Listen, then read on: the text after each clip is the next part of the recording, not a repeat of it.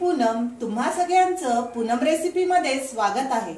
आज आपण कोकणातील पहिल्या पावसात येणारी रानभाजी म्हणजे शेवाळ्याची भाजी आपण बनवणार आहोत।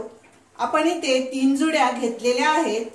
फोडणीसाठी आपल्याला जिरं, इथे चिंच आणि गूळ त्याचा कोळ करून घेतलेला आहे। तुम्ही इथे कोकम ही वापरू शकता। मी इथे चिंचेचा कोळ करून घेतलेला आहे। कांदा, हळद, गरम मसाला, धनिया पावडर, वाटण वाटण्यासाठी आपण इथे कांदा भाजून घेतलेला आहे, खोबरं पण भाजून घेतलेला आहे, लसूण आणि हिरवी मिरची, हिंग, धनिया पावडर, मीठ, लाल मिरची पावडर आणि आलं लसूण पेस्ट। इथे आपण प्रथम भाजी साफ करून घेणार आहोत। त्यासाठी मी हँड ग्लोव्स घातलेले आहेत, कारण ही भाजी हाताला खाज देते, त्यामुळे हँड ग्लोव्स घातलेले आहेत।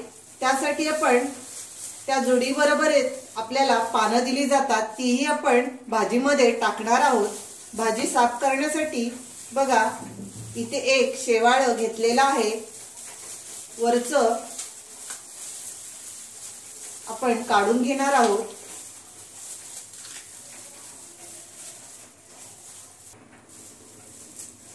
इथे आपण बघा अशा प्रकारे साफ करून घेतलेला आहे आणि आपण इथे सुरीने हा भाग कट करायचा आहे। येलो पार्ट आहे तो आपण घ्यायचा नाही, तो भाग आहे तो खाजवतो, त्यामुळे आपण त्याच्या अलीकडूनच भाजी आपण कट करून घ्यायची आहे। इथे बघा आपण अशा प्रकारे कट करून घेतलेला आहे। हा पार्ट आपण काढून टाकायचा आहे आणि अशाच प्रकारे सर्व शेवाळे आपण साफ करून घेऊया आणि बारीक चिरून घेऊया। इथे आपण शेवाळे साफ करून कापून घेतलेले आहेत आणि त्याबरोबर गुडघ्याचा पाला मिळतो तोही आपण कापून घेतलेला आहे। हा पाला आपण मिक्सरला बारीक करून घेऊ। खोबऱ्याचं जे वाटण बनवणार आहोत त्यामध्ये आणि शेवाळे आपण स्वच्छ धुवून कुकरमध्ये शिजत ठेवूया। एक शिट्टी आपण काढूया। शेवाळे आपण स्वच्छ धुवून घेतलेली आहेत, त्यामध्ये 1 ग्लास पाणी टाकलेलं आहे शिजण्यासाठी आणि त्यामध्ये आपण चिंच आणि गूळ आपण कोळ करून घेतलेला आहे तो टाकून घेऊ। इथे तुम्ही कच्ची कैरी टाकू शकता किंवा कोकम त्यामध्ये टाकून तुम्ही एक शिट्टी घ्या।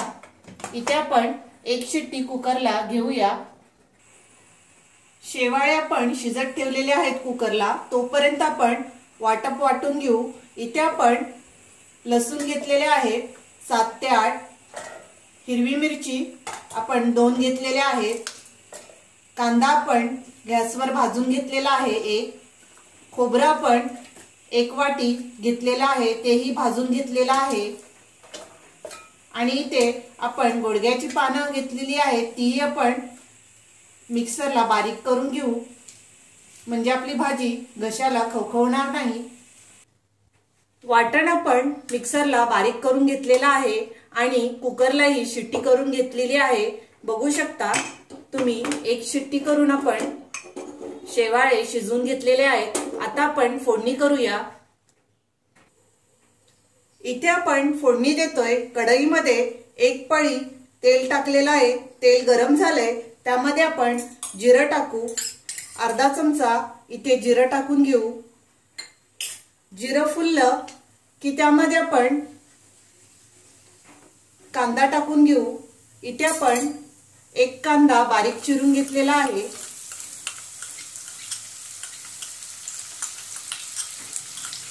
त्यामध्येच आपण हिंग टाकूया। थोडासा हिंग टाकून घेतलेला आहे आणि हे सर्व आपण 2 मिनिटं परतून घेऊ।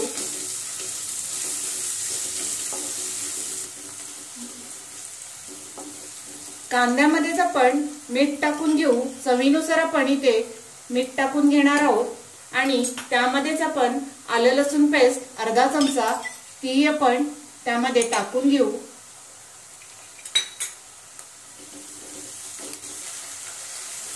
कांदा इथे परतलेला आहे, त्यामध्ये आपण हळदी पावडर अर्धा चमचा, धनिया पावडर 1 चमचा आणि लाल मिरची पावडर तुम्हाला किती तिखट हवंय तसं तुम्ही टाका।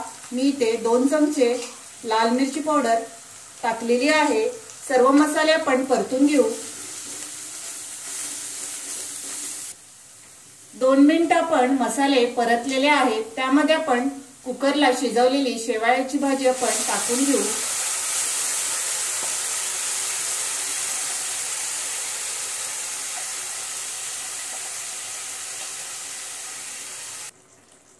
इथे आपण वाटप बनवलेला आहे। खोबरा 1 वाटी घेतलेला आहे, सुकं खोबरं, आणि 1 कांदा, मिरची, लसूण, आणि त्यामध्ये आपण गोडग्याचा पाला हेही आपण मिक्सरला बारीक करून घेतलेला आहे आणि हे सर्व वाटप आपण त्यामध्ये टाकून घेऊ। इथे आपण 1 ग्लास साधारण पाणी टाकूया आणि हे सर्व मिक्स करून आपण 5 मिनिटं चांगली भाजी शिजून देऊ। खूप छान अशी शेवाळ्यांची भाजी तयार होते, टेस्टलाही खूप छान लागते। वरून आपण कोथिंबीर टाकू। कोथिंबीर आपण स्वच्छ धुवून कापून घेतलेली आहे आणि वरून आपण गरम मसालाही टाकून देऊ।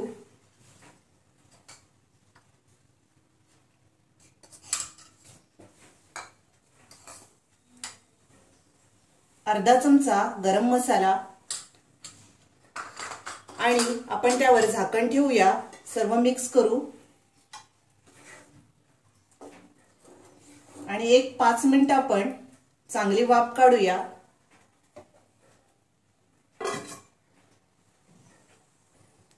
इथे आपण 5 मिनिटं चांगली भाजी शिजवून दिलेली आहे, कारण आपण कुकरला 1 शिट्टी काढून ती भाजी शिजवली होती, त्यामुळे जास्त वेळ लागत नाही। बघू शकता किती छान अशी शेवाळ्याची भाजी तयार झालेली आहे। गॅस आपण बंद करूया आणि ही भाजी आपण काढून घेऊ। बघा, भाकरी बरोबर तुम्ही ही भाजी खाऊ शकता। खूप छान अशी गरमागरम भाजी तयार झालेली आहे। इथे आपण शेवाळ्याची रानभाजी आपण तयार केलेली आहे। तुम्ही ही भाजी नक्की बनवा। पहिल्या पावसाळ्यात ही भाजी बाजारात आपल्याला विकत मिळते आणि ही भाजी भाकरी बरोबर खूप छान अशी लागते। पौष्टिक अशी शेवाळ्यांची भाजी नक्की ट्राय करा आणि अशा पद्धतीने बनवा, मुलंही खूप आवडीने खातील। माझी रेसिपी आवडली असेल तर लाईक करा, शेअर करा आणि माझ्या चॅनलला सबस्क्राइब करा। Thank you.